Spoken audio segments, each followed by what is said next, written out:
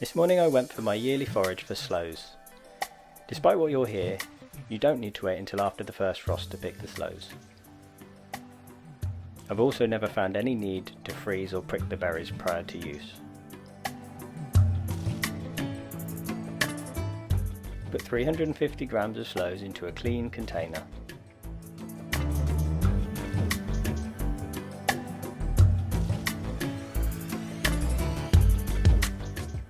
And add 125 grams of white sugar. Cover this with 700 ml of gin.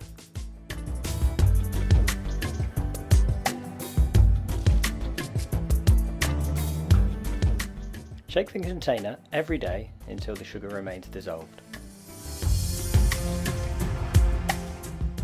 After 3 months, strain the gin through a clean cheesecloth to remove the berries. While this can be drunk immediately, it does benefit from some aging. 12 months is recommended. Enjoy!